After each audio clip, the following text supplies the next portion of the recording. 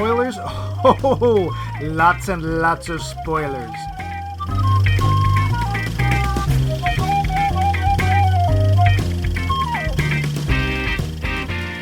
Yeah! Metal! We are Max Mike Movies! Are you ready to rock out to some film criticism? I said, are you ready to rock out to some film criticism? Yeah, okay, sure, fine. I can't hear you! Oh, I'm sorry, I'll lean a little closer to the mic. Is that better? Never mind. Yeah! Devil horns! Atonal guitar riff! Woo! As everyone knows, I'm totally into the metal. I love me some Black Sandwich, Judas Priest, Motorface, and my favorite Hebraic metal band, Motley Jew! Yeah! I'm not really much into that heavily metallic music, which is why I chose this movie for That Sure Was 1981, because I thought this was a documentary about the rise of heavy metal music. Spoiler alert, it is not. No, this is a movie based on an adult comic magazine, illustrated magazine. I'm not sure really how you would define it, of the same name. I'm not sure what you could call it, but it's been around for more than 50 years, still going, starting off from an American company in France with much more adult content than had ever been seen in American comics. Like the magazine, the movie is really an anthology of stories that the filmmakers tried to string together into a single overarching narrative.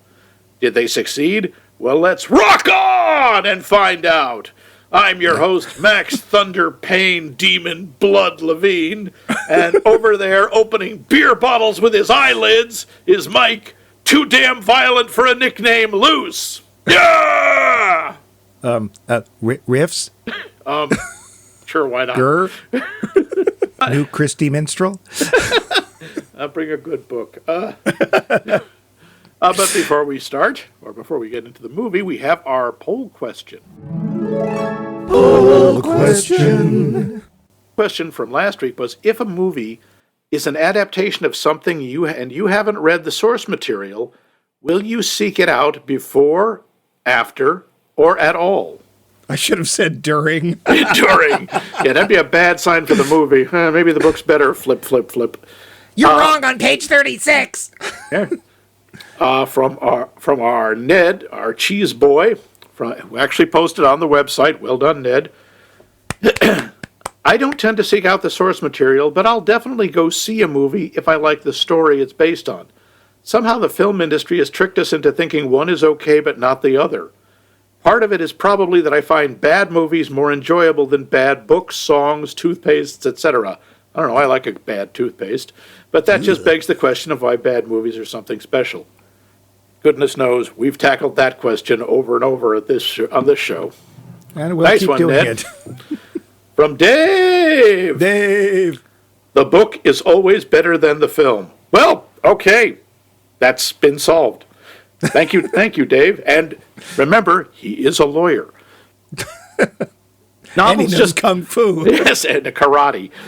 Novels just have more intellectual substance than movies can possibly have, which is a plus and a minus.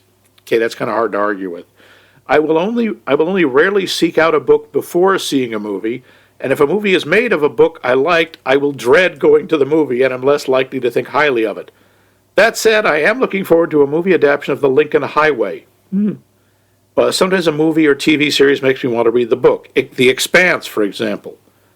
The Cloud Atlas, oddly, was so bad it made me completely unable to consider reading the book, even though it is on many lists of great novels. Interesting. Max meant adaptation. What did I say? The horrid, terrible adaptation. Excuse me. Jamie Kleinert. All of the above? Wow. If I have time before the movie is released, I'll try to read the source material first, assuming it's something that is interesting enough. For example, I read Killers of the Flower Moon recently because I know that movies are coming out. Movies, plural. And I'm interested in it because of the cast and because of the connections to where we live in Kansas. Oh. Interesting.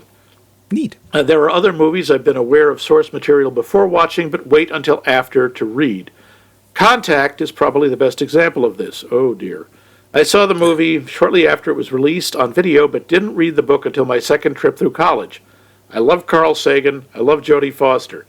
I knew it was based on a book, but I couldn't find the book when I watched the movie. I think I was working at Blockbuster at the time, so it was an impulse watch as well. Same thing happened with Enola Holmes. The source material was checked out at the library for weeks on end, and I decided to just watch it before sharing it with Cece. Okay.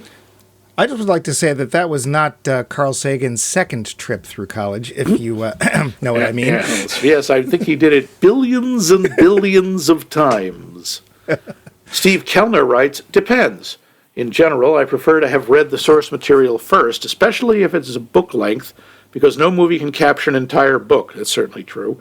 The content is really no more than a short story, which may be why some of the most successful adaptations of Stephen King are based on short stories, not novels, e.g. Stand By Me. Good. Having said that, there was one time I was very badly burned by reading the book first because it was so bad that it tainted the movie for me. Tainted. Taint. Star Wars.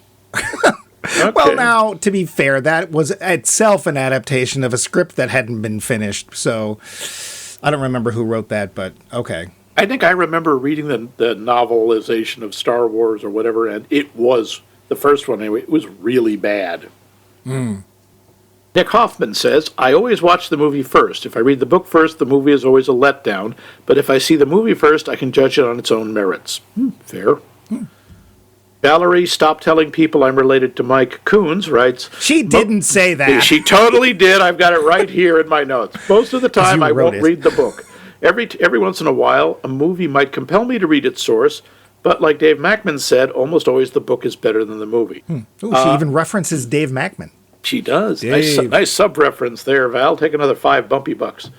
Hiya! Angelo Patsalis says, I would read the book but not see the movie. However, two books come to mind, The Notebook and Eat, Pray, Love. I was disappointed in the movies a little bit. Matt Reisman says, I've seen movie trailers that make me interested in the book, and it was a long enough wait until the movie came out that I just read it. Usually I'll try to see the movie first.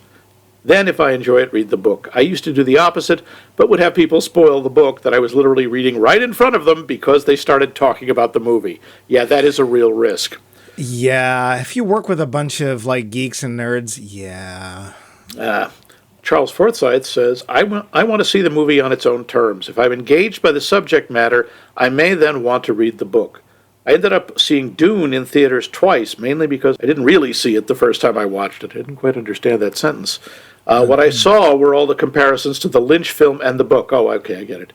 Oh, he means the new one. Yeah. Okay. The recent Dune covers part of the story Lynch's film actually did okay on.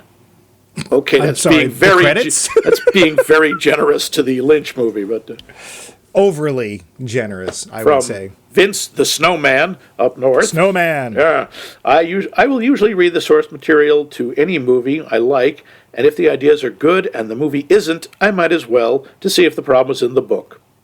Okay, that's reasonable. Yeah. And a special shout out to Dr. Lauren, who actually emailed this comment to us at our email address using email. What? Yep. You should do this because, remember, she is a doctor. Oh. If a movie She'll get 20 times 20 times Bucky Bumps. Bucky Bumps. Bucky Bumps. Yeah. Bucky Bumps. I think we've got a new tongue twister here. We have a new cure for Bucky Bumps. Won't you help? Are you suffering from the heartbreak of Bucky Bumps? Anyway, back to Dr. Lauren. If a movie is based on a book I've read, I go out of my way not to see it. If I like the book, my mind pictures are better than any I'll see on the screen. Okay, that's fair. If I didn't like the book, why would I want to watch the movie? Well, that covers it pretty well, actually. I think it's very logical. Yeah. I can see absolutely no holes in that theory. Generally, if I haven't read the book, it's because I'm not interested in the plot, so why would I go to a movie? In general, if I go to see a movie, it's because someone I like wants to see it and drags me to the theater. I'm getting the feeling Lauren doesn't like movies very much. There have been a couple of times I saw a movie, and it inspired me to read the book. First was Escape to Witch Mountain. That's an interesting choice. I didn't even know that was a book. Me neither. The second was Jaws. That is interesting because the book is really different from the movie. And the third was Fried Green Tomatoes. Huh. All right. Well, thank you very much, Lauren. Bumpy bucks aplenty for you. Lots and lots. So, Mike, what about you? How do you deal with adaptations? I made the mistake once. There was a very large movie, a big ponderous movie coming out.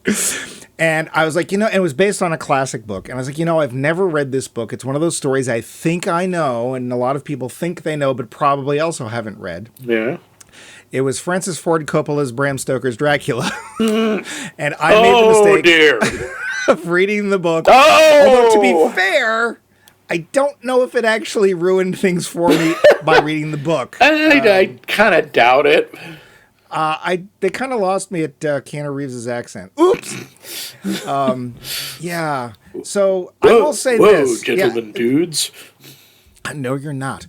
I will say this. I had never seen the ending of the actual story done correctly before, which when I was told what it was, didn't believe it till I read it. But yes, it is true. In the original book, Dracula is taken down by a cowboy with a Bowie knife. Yeah, yeah. I wish I was making that up. You always think that's a joke, but it isn't. Nope. It's exactly what happens. And also, I wasn't expecting it's an epistolary novel, meaning that it's entirely told through letters, which is a form that we don't use anymore, but I actually thought it was pretty interesting.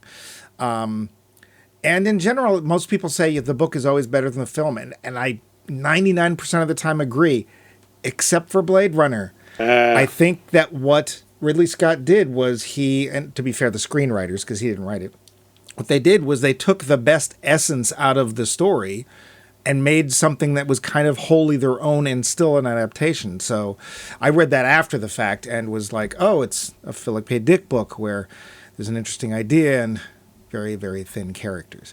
But, how about you? I usually, if I know a movie is coming out, I don't want to go and read the book first. Because I agree, you almost, in most cases, 99.9%, the book is better than the movie. I will see a movie sometimes, and if I like the movie, that will often inspire me to go read the book. How did you deal with Lord of the Rings? Because that's sort of like the exception to the rule for a lot of people. Because I know there's tons of people who loved those books. I know, loved those books. Loved those books. And these movies were coming out, and the previews, which were the first preview you could actually download, took 2 hours, and watch on your computer. Yeah. But everyone was really excited about those. How did you approach Lord of the Rings? I went in expecting to be completely disappointed. I went in assuming this was not going to work.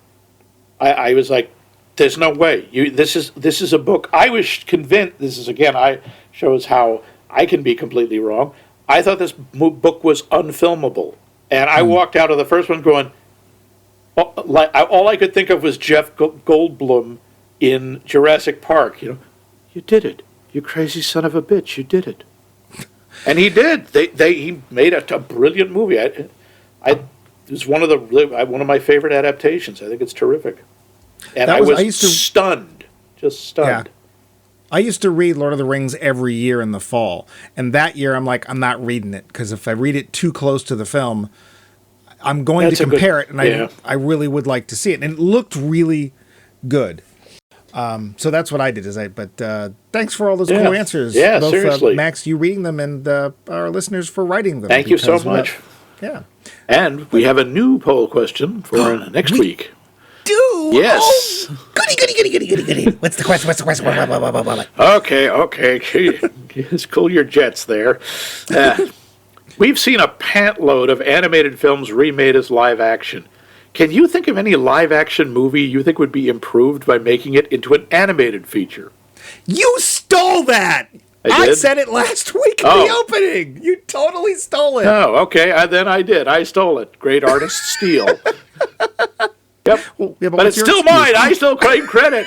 Mine. I'm trademarking it. I'm bumpy pucking it. I'm whatever. It's a good thing you know where I live. Wait, huh? So, on a live action film you'd like to see animated? Yeah.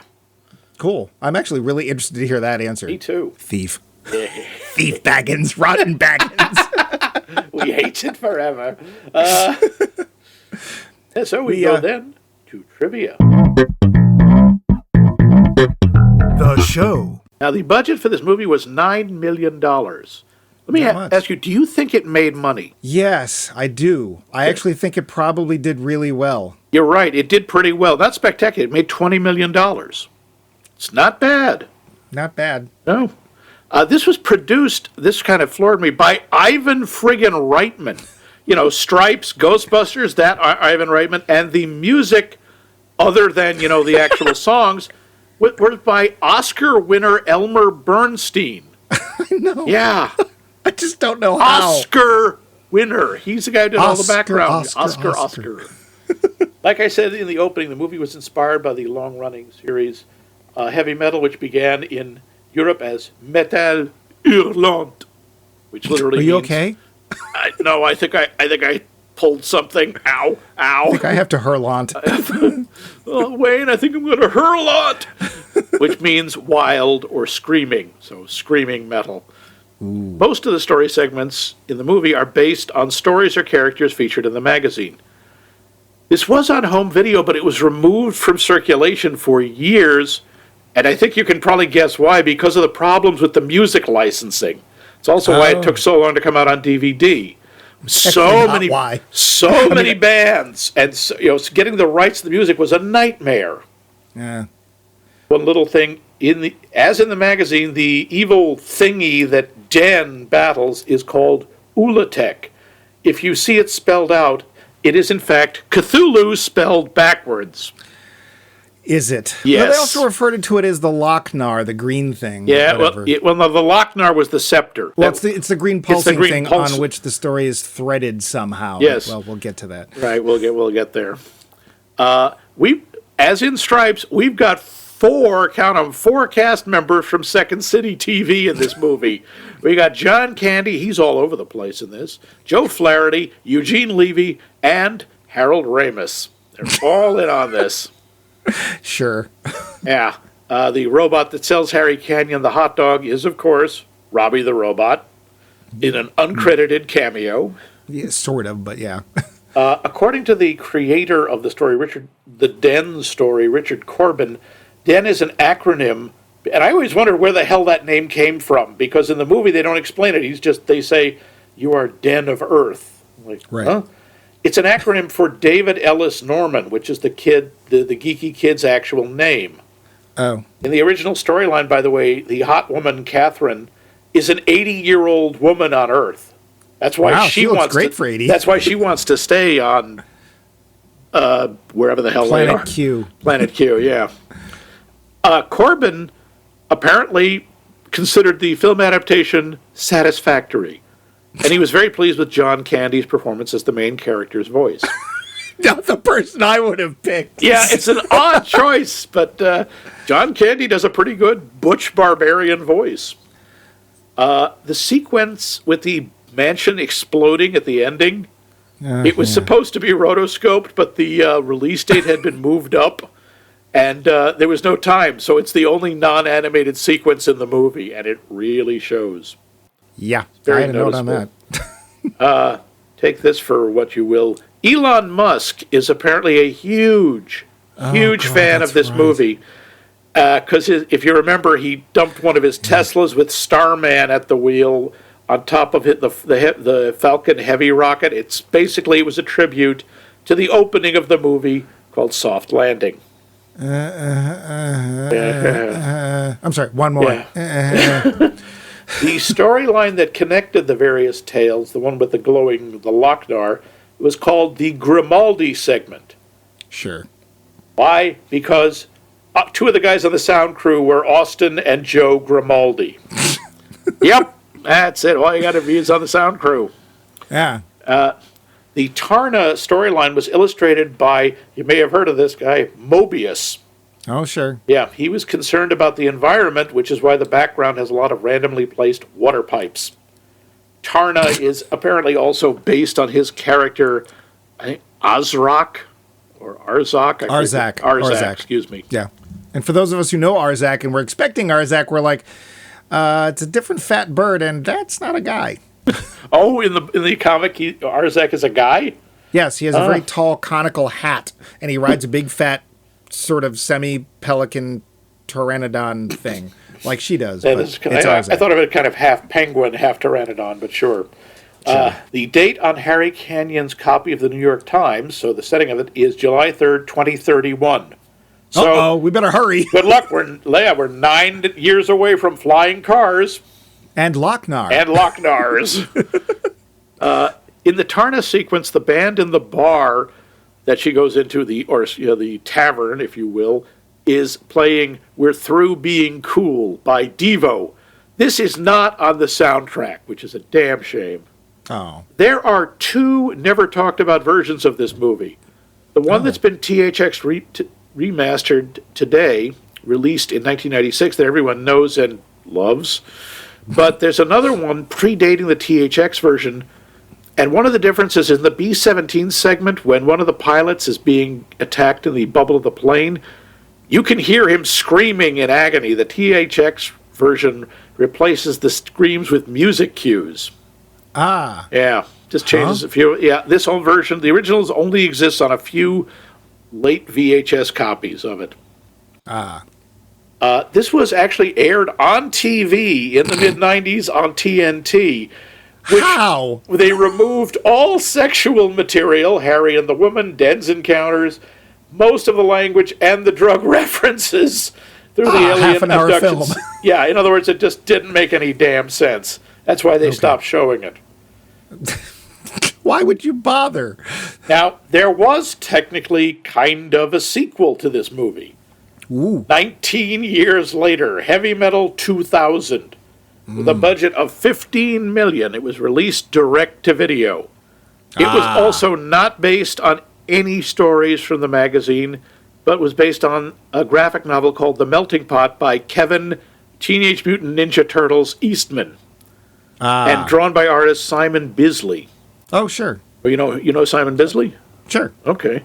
And he based the appearance of the female protagonist after nude model and B-movie actress Julie Strain, who was then the wife of Kevin Eastman.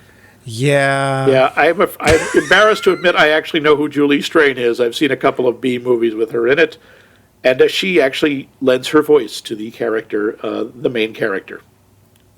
Hey, hun, want to be in a movie? Yeah, pretty much. I'll pay for it. Yeah. You usually do. Well, that's when he had that sweet turtle money, but yeah. That's what I've got. You got anything to add, Mike? Just mostly stuff that has to do with the magazine and comics and stuff, but we can get into that into the main part of the show. Right now, I am dying to hear you summarize this movie's plot. Would you string this together like a Lochnar bead for me? Nope. Yes. The plot. Yeah, about that. Look, there's no nice way to say it. This movie has no plot. Like the movie it's based on, it's a bunch of unconnected science fiction and fantasy vignettes with no overarching theme or message, while the screenwriters tried to bolt it together with a rather ham-handed connecting device. Okay, that's not fair. There is one overarching theme in this movie, and it involves showing as many naked, absurdly proportioned women as possible. They succeed in that. Yeah. Oh, and what is the connecting device? An astronaut brings home a weird, glowing green orb for his young daughter. Because that's what you bring your 10-year-old daughter. The orb promptly melts him, and then spends the next 86 minutes threatening the little girl and explaining how evil it is, and how she has no chance of escape. At the end, she escapes. Because one of the stories kills the orb. And now the little orphaned girl with no house lives happily ever after, and probably once she goes through puberty, naked. Breasts. Oh. Is that the end? There are, in fact, 8 segments that make up this movie. Soft Landing, Grimaldi, which is the connecting thing with the Lochnar, Harry Canyon, Den, Captain Stern, B-17, So Beautiful and So Dangerous, and Tarna. That's it. They have nothing to do with each other except occasionally there's a green glowy rock in each of them. And now the rest of the show. Yep. But before we go too much further, I just want to let people know that you should stay tuned to the very end of the show because we have a very special announcement. Yes, very special announcement. Yeah. The lowdown. Usual question. Did you see this when it came out? I did. I saw it in the theaters, but I thought we don't talk about that till the end. Oh, we throw that in. That's usually what I start. Well, we often start with. We don't ask you how you liked it. We just ask you if you saw it. Another very important related question. Were you high at the time? I was not. I was not high. Did you wish you were? Yes, I very much wish I had been. I would have been a lot more fun. Although probably the last segment would have felt even longer. Yeah. Did you happen to see this at the Harvard Square? Yeah, I think I probably did. I think everyone else was high, though. I may have picked up a contact high. I'm not sure. Yeah, I saw it. I didn't see it like when it came out. I probably saw it sometime in the early 80s as part of their regular rotation of films. And I guarantee that's why they brought it back, is because people love to come to watch this movie high. John Candy. Yeah. 4 times. 4 times. And he's pretty good. I mean, sure. But he wasn't even John Candy yet. I mean, he was John Candy, but he was not the household name he would become by far. So somebody must have had friends in, you said it was Second City, right? Yeah. Somebody must have known. Also, well, you have to understand, this movie was made in Canada, and Second City TV was a Canadian show. Despite the fact, this movie was made in Canada, there is no Canadian music in it. None of the bands. None of the many... By the way, I made a list. Do you know who is in this thing? Yeah, Sammy Hagar, Devo. Man, who else? I did look at the list at the end. Cheap Trick, Black Sabbath, Blue Oyster Cult. Black Sandwich? Black Sandwich. I like that. I want to form a heavy metal band called Black Sandwich. Sure you do. It's on Pumpernickel. Devo. Stevie Nicks does a song in there somewhere. I'd never really thought of her as particularly metal. No. Yeah, Journey is in there. The soundtrack is astonishing. Sure. I'll go there. Harold Ramis. Sure. Yeah. He plays one of the stoner aliens. Yeah, Cheech and Chong in space, let's face it. Basically, yeah. In fact, they actually do snort up a hanger full of coke at one point. Excuse me, that was Nyborg. Exactly, yes. Which, for all I know, might have been slang for coke somewhere. I don't know. Ask for it by name. Yeah. Let's go through a couple of the segments. Well, let's start with the Corvette. Yeah. The Corvette in space is more MTV than MTV. Very much so. Later that year, we'd get MTV. Yeah, the fact that it's coming in to the tune of Radar Rider.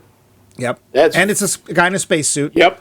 With the top down. Of course, for those who don't remember or don't know, the original symbol for MTV was the astronaut on the moon with the flag, except it had MTV on the flag instead of the American flag. But the timing was Thank you for that stunning recreation.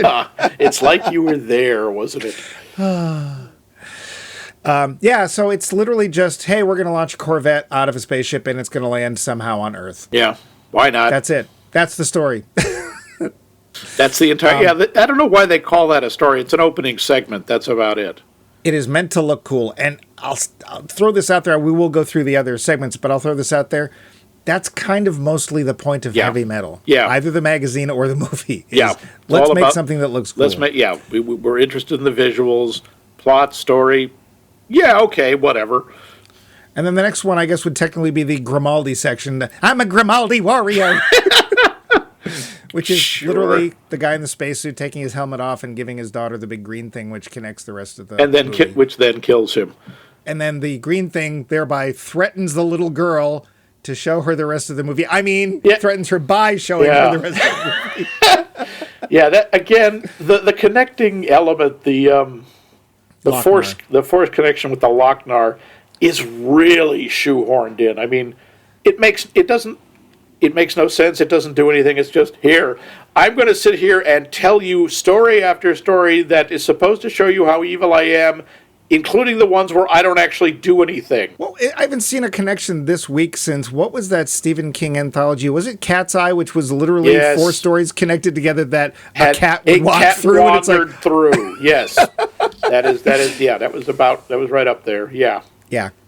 After that, I don't remember. You have them in order? I do. But also I want to point out the Lochnar, we don't see in the credits who voiced the super evil Lochnar. Who did voice it? It's a guy named Percy Rodriguez, who Rodriguez. Yeah, believe it or not, this guy has been in everything. Mission Impossible, Star Trek, the original series, all sorts, as bit parts. If you look him up, you'll look at him and you'll go, oh, that guy from that thing. Percy Rodriguez. I'm sure it was like Percy Rodriguez. I'm now looking him up because, yeah. See? That guy from that thing. Yep. Okay, I gotta say, look up Percy Rodriguez, because whatever you're visualizing as somebody named Percy Rodriguez, that's not what you're gonna get. It does not look anything like him. Wow, it was like, okay. In the first, real segment, the Harry Canyon, which actually starts with my favorite song in this movie. I say I don't know a lot of metal, and I don't, but I know some. And this movie, I really like Veteran of the Psychic Wars, Blue Oyster Cult. And that song just really brought me in. It's like, wow, this is so cool. It has nothing to do with this at all, but it's a really cool song. Yeah. And the guy's named Don Franks, who does Harry Canyon. If you look him up, you won't recognize him because mostly what he does is voice work, but he's done a ton of it. And I wish he'd done it better. Yeah, I gotta say, for trying to do a New York accent, you really can tell he's from Vancouver. So this segment in particular is one I did want to bring up because in the Metal Hurlant or heavy metal, whichever, the original segment was just called The Taxi Driver. Here it's called Harry Canyon. And if it feels at all familiar, it should. It's because a certain film would come along later going, hey, that's cool, I bet we could do it better. And it was called The Fifth Element. Yeah. And Bruce Willis's character is meant to be, and Richard Corbin, I know he didn't do this section, but Richard Corbin was one of the major artists of heavy metal, and I'm pretty sure that's why they call him Corbin. I don't know what the Dallas is from. Yeah, and even both of the main women in the two are redheads. Yeah, so... Yet you notice the girl in the Harry Canyon story has no name. She's just the girl. I noticed that tends to be a theme in this film because the way it portrays women is so nice and it's very respectful. Yes, yeah. Now, let's face it, the men are often treated this way too. But yes, the women are very much objectified. Although in Den, you can't tell me he's not a little beefcake there.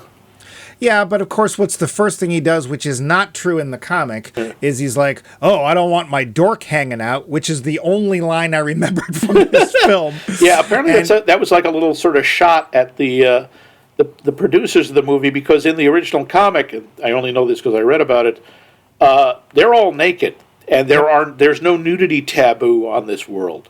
No. And the whole thing with the loincloths was kind of a joke, because if you see people in long shots, they are naked. And then suddenly the loincloth is back. Ooh, animated penis. Yeah, the Den stories are very, very simple. It is a kid who shows up. He gets transformed into this big, muscled. It's a male power fantasy. That's all. It is. Yeah. And he goes around beating up bad guys and getting women. And it's very much a male nerd fantasy too, because this kid he's a nerd. He's Nerdlinger, and he becomes Conan. Yeah.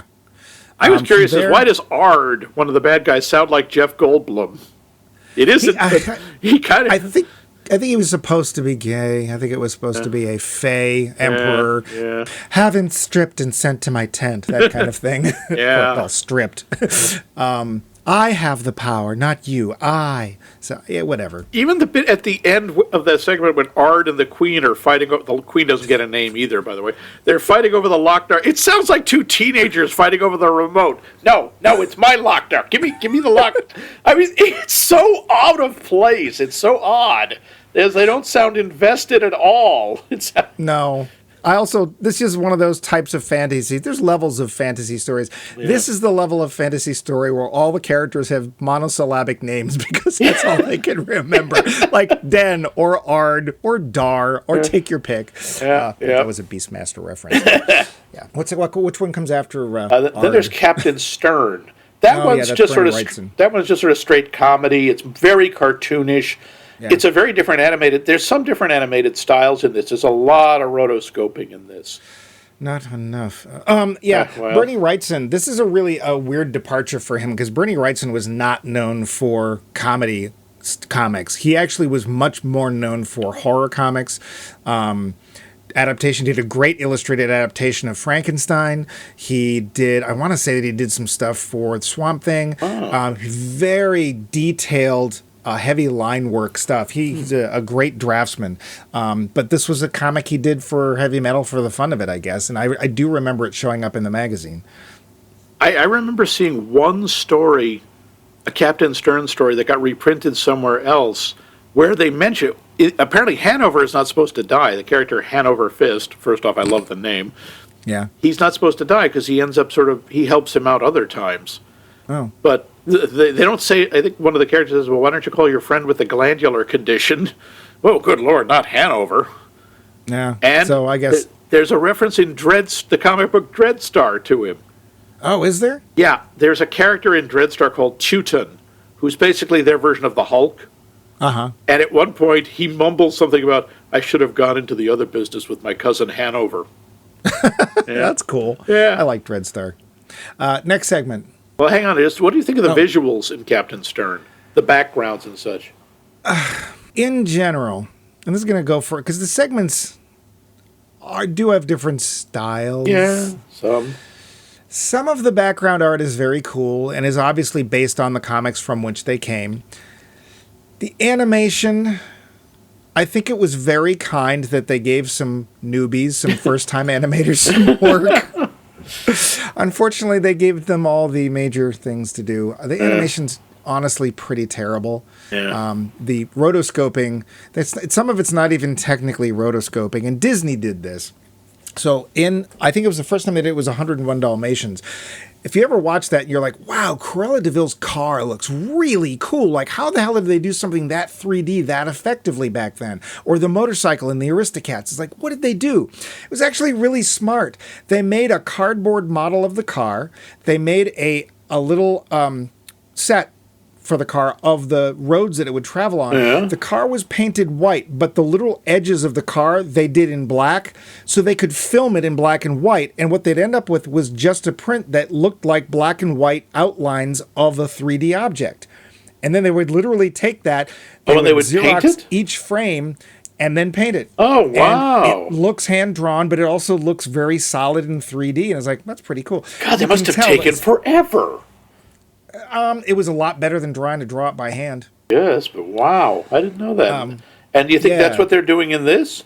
Well, I think all they really did, like with the Corvette, all they really did was just take photographs and Xerox them. I don't think they even did anything much more than that. And later in the end of the film, I did have a note which said, "Oh, they blew up a dollhouse." Yeah, that's cool. Yeah. The art again, it's very evocative of the magazine. I will say, too, in general, this feels a lot more 70s than 80s, but why did you bring it up? I assume you have a... No, I was just curious. Oh, yeah. But because I think one of the things that I noticed in this movie are not so much the characters, but the backgrounds. Yeah. Going back a bit to Harry Canyon, the characters visually aren't that interesting. No. But the vision of New York City... I think it's really interesting. It's very crowded. I mean, visually crowded. A lot going on. I thought it's kind of interesting. A lot of throwaway stuff.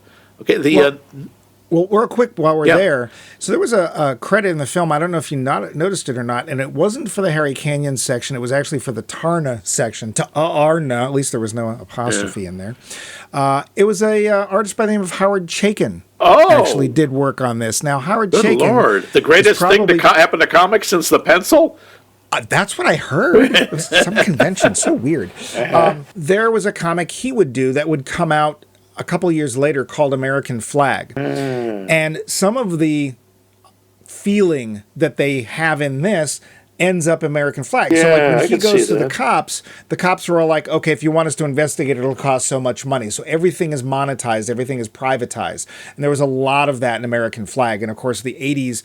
comics in particular, and we'll talk more about comics, but in particular, we even mentioned earlier in one of the other shows of the 81 series, would have corporations as the big bad guys. Well, you'd also see a lot of corporations taking over government sort of things, which of course would never certainly couldn't happen. Anyway, next section. The next segment was B-17. Oh, please don't play P17. It was our song, it was his song, but it's over. Oh, God. Please, mister, please. That's I didn't even put that together. But that's right. Really? That is the title of that stupid song, isn't it? Oh, Yes. Lord. Great. Now I'm never going to be able to forget that. Thank you. Yeah, this is first off, it's a very weird transition because we go from Captain Stern, which is pretty much pure comedy, to this very dark, gritty, realistic, trying to be World War II movie. Yep. That's what it is. It's basically a segment in a B-17 bomber that suddenly turns into a zombie story. Yeah, a brief zombie story. Very brief zombie story. Which is fine, because we have to save time. Yes. Because Tarna's coming. Well, then we have So Beautiful and So Dangerous. First of all, this is the only segment where I look at it and going, what the hell does the title have to do with the segment? Is this the aliens, the space aliens with the drugs? Yeah. Yeah. There's Not nothing, only that. I mean, the secretary's cute, but there's nothing particularly beautiful or dangerous in this movie. Also, the Lochnar doesn't show up. It kind of does. She's wearing the secretary is wearing fire grate. She's wearing what? It was in the fireplace, the ashtray. No, she's wearing a brooch in her cleavage, and it's on. That's it. It doesn't do anything. I see. That's it. Yeah, but there is lots of drug reference. Yeah, there's I can't even bother to do drug reference, and there's there's a very strange sex sequence of a small robot having sex with this bizarrely built human woman. I have to admit, that's the one part of the movie that I thought was kind of funny, is the incredible speed of the courtship. You know, they have sex, and immediately he says, "Do you want to go steady?" And then in the next scene, I don't understand. We laugh together, we talk to each other, we have highly proficient sex. Why can't we get married? The courtship of Ed 209. Yeah. Yep. That's a deeper. Yep. And all right, I'll marry you, but I want a Jewish wedding. I'm going, all right, how are you going to handle that in space? And I keep thinking, Jews in space. That's an unfortunate connotation. Yeah. It's also not kosher. That's and then do we finally get to Arna? Yeah. Well, hang on. You don't want to talk about the So Beautiful and So Dangerous at all? No. Okay. Again, another one where there's... I swear to God, the visual of the spaceship hovering over the Pentagon, where have I seen that? I swear... I think it actually is a Mobius drawing. I think it's been used in other things. And it doesn't actually animate so much as it moves up and down. Yeah, it's literally... It really does look they're sort of sliding a picture down another picture. Yeah. This one, there's not... Again, the background visuals are interesting, but there's nothing here. The plots don't go nothing goes anywhere. It feels like visual filler. And then, yes, we get to Tarna. Tarnex. Yes. They get to Tarna Rara Boom Da. Yes. All I can say is thank the gods that a naked woman could come and save us from the evil Lochnar. Yes. Tarna was a gift from France and has been a symbol of freedom to naked women everywhere. Bocce balls! Sorry, Splash reference. Don't tell them, let them look it up. Yeah. And this is the longest segment. And I say longest segment, I mean the longest sex section in the movie. And the naked woman is eventually, they have to, of course, tie her up because whatever. And then luckily she and her fat flying bird are... she is, by the way, literally scrubbed and sent to someone's tent. And he does say... And she doesn't have any lines at all. The idea is she's supposed to be, silent and menacing, but all I figure is they didn't want to pay another voice actor. Yeah, well, whatever. And that is the big action sequence, and... this is how they tie things together. Spoiler is Tarna, by destroying the Lochnar in the past, which the Lochnar of the future is telling you, release its evilness such that the young girl can grow up to become Tarna. Or the next Tarakian. Or Tarnese. Because her bird was purple. So obviously she's different. Yeah. It doesn't fit together at all. So the the main man behind this film is a guy named Dan O'Bannon. I want to bring him up real quick. Sure. People might know some of his work. His first work was actually done with a guy in school named John Carpenter. Oh. They got ponied up some cash, and they made a movie called Dark Star, which actually did really well. Yeah. It opened a lot of doors for both of them, especially John Carpenter. But Dan O'Bannon would go back and forth doing things like special effects and directing and writing. He was one of the screenwriters for a little film you may have heard of called Alien. Yeah, because again, Ridley Scott, that wasn't his idea.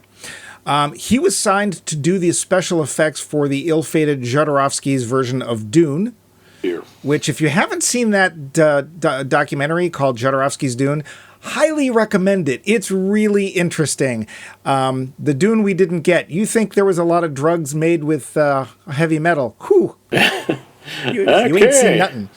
He did minor special effects work in Star Wars, the original Star Wars. He wrote Blue Thunder. He co-wrote a movie called Life Force. Oh, God. I saw that was Patrick Sturt's in that. Briefly. Yeah, unfortunately, he was also partially behind the remake of Invaders from Mars. Oh. You missed the field trip, David Gardner. Hey, that was a great scene. Louise Fletcher was awesome in that. He consulted on Chud. Oh. Yeah. Okay. So this guy's had quite a storied career. He also directed one of my favorite comedy horror films, Return of the Living Dead. Oh, wow. And he co-wrote Alien vs. Predator. So he had his hand in a lot of science fiction and a lot of speculative fiction sort of stuff. He's a well-known name. And again, he and John Carpenter started out as schoolmates, and, that obviously paid off in the end. But I just wanted to bring him up because he's not a name that gets mentioned a lot these days. Yeah. So, well, we have, besides all of this stuff about the film, we have our talking points. Should we get to those? Yeah, let's do those. Was this film a standout for the year 1981? Yeah, I think it kind of was. It was an attempt to, it was one of the attempts to bring animation to an adult audience. And because that hadn't happened very much by 1981, apart from Fritz the Cat and Wizards. Yeah, not in this country anyway. Yeah. I think it kind of was. It made an impact. It made more than double its budget. Yeah. I don't know that it was a cultural zeitgeist. Not really, no. But did this film significantly affect films that came after it? I think they may have used it as a blueprint for what not to do. Well, here's the thing, and there's been a lot of talk. There's actually tons of comic book stuff we could have talked about, and we probably won't have time. But there's a long time push by fans for animation to be used for things other than kids' fare. Yeah. Because heck knows, pretty much everywhere else in the world does. Just not us. It's like no.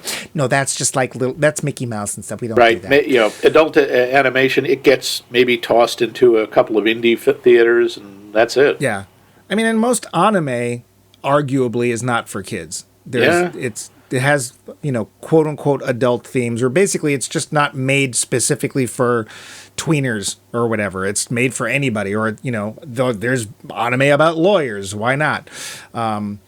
The problem is in this country, whenever you use the word adult, somebody assumes it means porn, which is just short of what this film is. Yeah. Do you have to find out in your research? Do you know what it was rated when it came out? It was rated R. I was wondering if it actually made it to X. No, it did. I did not. Okay. People want to avoid an X rating like the plague because it really restricts where a movie will be shown. They'll do almost anything to avoid that. Oh, I know they don't want it. Yeah. That doesn't mean they don't get it. And I was honestly watching this as like, I'm not sure. I could easily see this going one way or the other.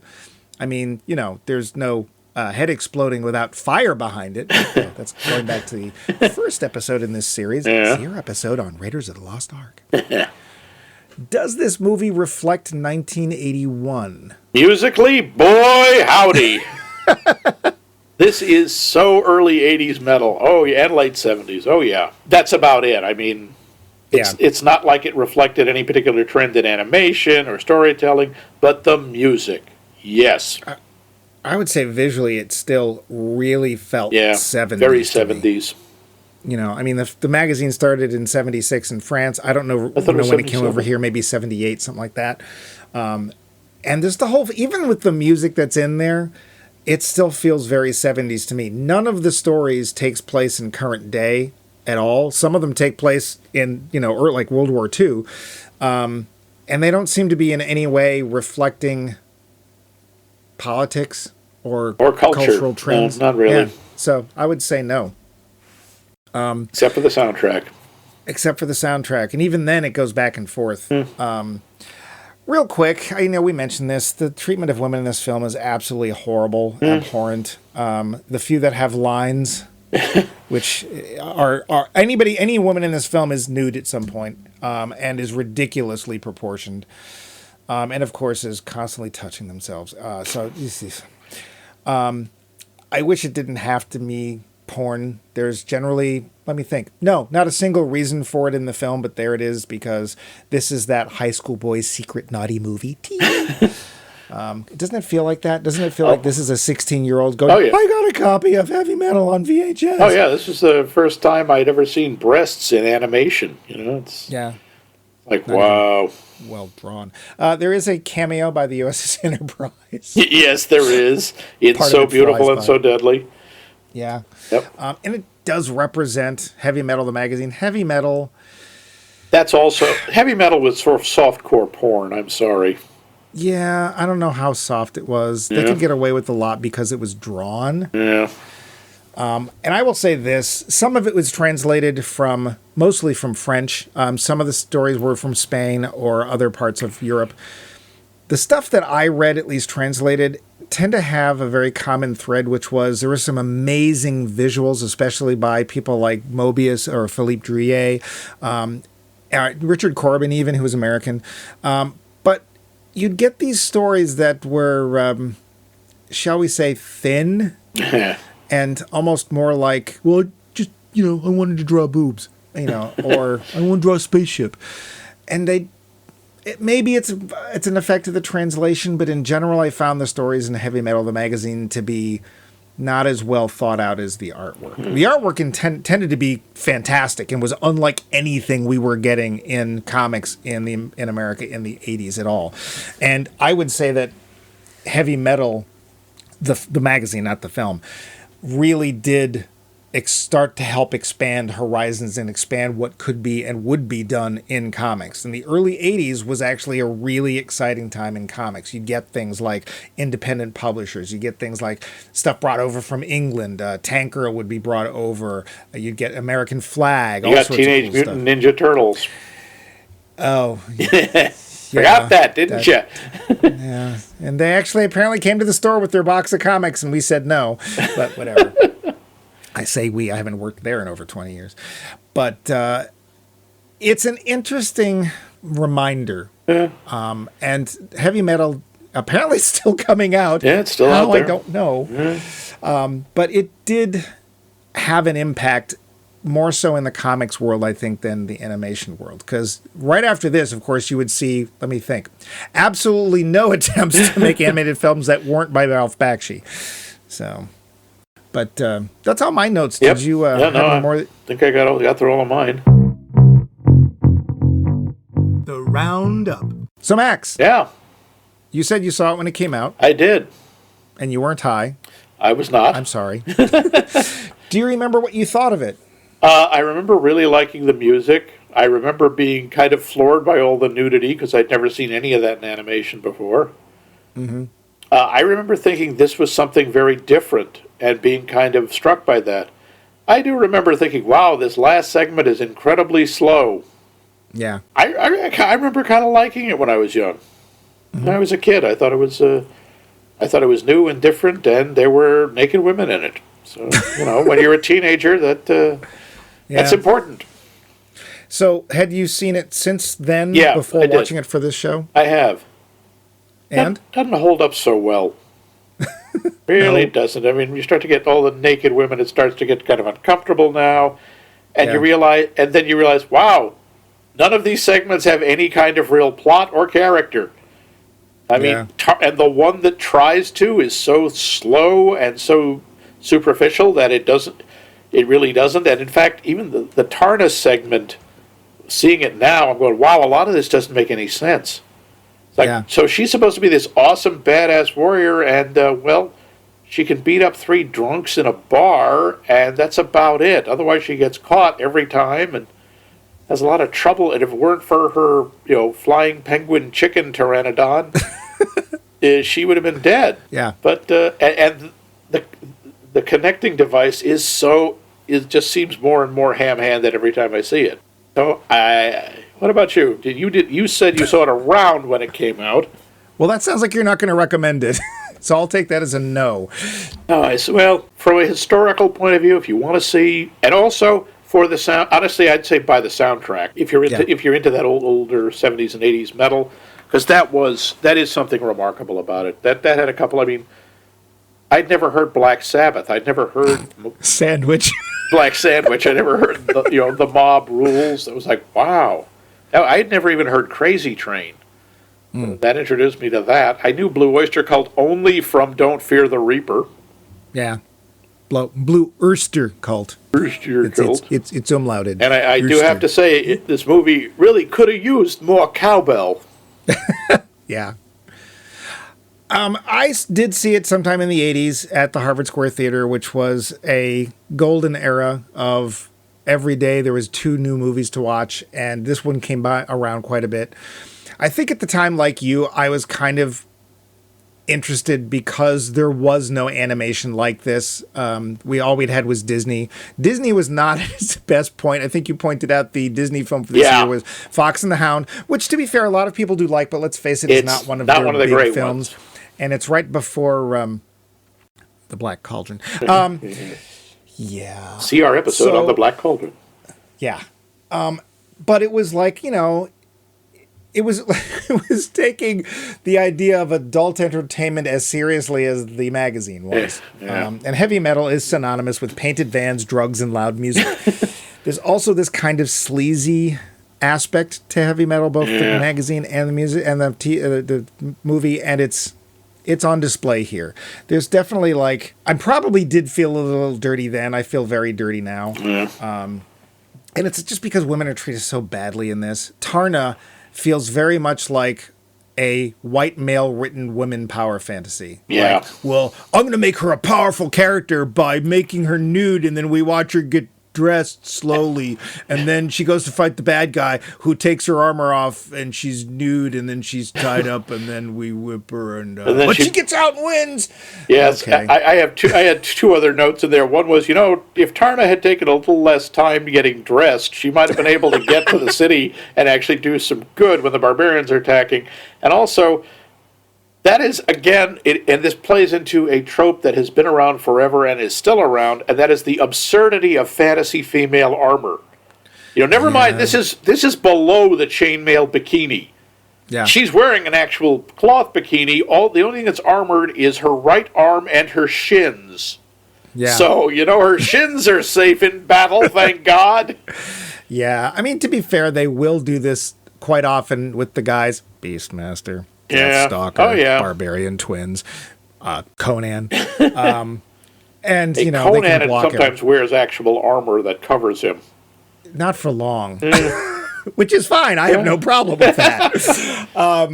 It's just I would rather see a woman write or create a powerful woman character than I would some white guy who probably has never kissed a woman. I don't know that, but that's what it feels like. This movie does feel a lot like it was done by a whole lot of men who'd never been within 6 feet of a woman. And it is very representative of at least the 80s issues of heavy metal. So in that way, I would say it's successful. It's just the animation's not very good. It's adult with a capital A and almost an X. It's not very interesting. I could say, listen to us and don't listen to that. Just maybe the soundtrack. Yeah. But Max, would you do us a favor and would you read back our poll question for this week? I will do this. Stolen poll I will do this completely original idea I had. It was totally my idea, We've seen a pantload of animated films remade as live action. Can you think of any live action movie that would be improved by making it into an animated feature? And Mike had nothing to do with this question. Just listen to last week's episode. Oh, look at that. It's down off the website. How did that happen? And how can people tell us their answers, Max? They can answer this totally original question of mine by, you can email us at maxmikemovie.com for extra bumpy bucks. You can go to our website, maxmikemovies.com, and leave a comment. You can find us on the Facing Books and the Twitterings under Max Mike Movies. And you can, of course, listen to us on the podcast app of your choice, or of our choice, if you wish to be swayed by our Lochnar-like power. Ooh, I think my Lochnar's swelling. They make a cream for that. Someone about that. But so that brings us to a close. Yes. Real quick, if you would, what did you think of 1981? It certainly came before 1982. It was a surprisingly diverse and rich year for movies. I was surprised when we looked through and every entry was like, oh, that came out in 1981? Oh, that was it? There were a bunch we never got to. I was kind of sorry we never got to Arthur. We didn't get to Excalibur. There was a whole bunch of movies from 1981. It was a surprisingly rich year, and thank you to our listeners for suggesting that one. Yeah. It was all due to you. You gave us two suggestions. One, yes, we should use dice. And two, here's 4 years we should choose. And we rolled live. Ish. Live on tape. And Max totally did drop the D4. Yeah. No, I meant to do that. But so that brings us to the close of this series. Tell us about our next series, Mike. Well, next series, we're going to be doing something a little bit more contemporary. These days, going to the movies is not as, shall we say, easy or shall we say safe as it once was. We are hoping that maybe this year that will change. But for now, big studios are making big decisions as to where their films show up. And quite often, they're not actually going to the theater, or they're not just going to the theater. So next week, we're going to be starting a new series called Now Streaming in a Room Near You. Room near me? So is everyone going to have to come to my house to watch these? Okay. I did tell you. Yep, that's fine. That's fine. I've got the sleeping bags, the cots, and lots of extra carpet tacks. Yeah, carpet tacks? You got to have carpet tacks for your guests.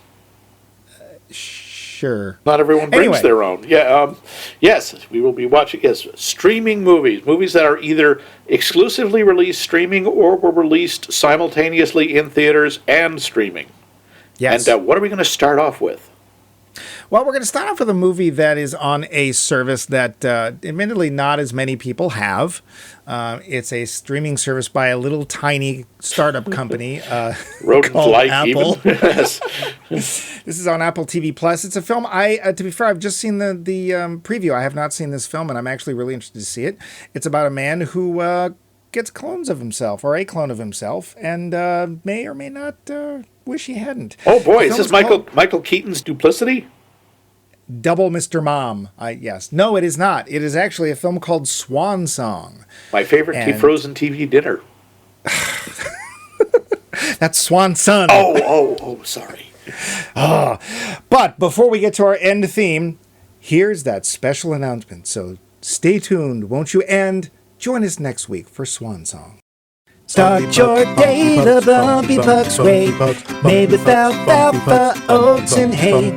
Have a bowl, you'll never frown.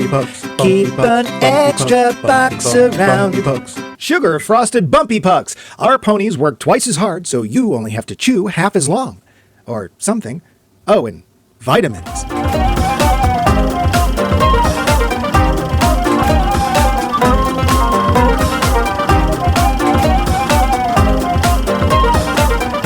This has been a co-production of The Voice of Max and The Movie Wrench.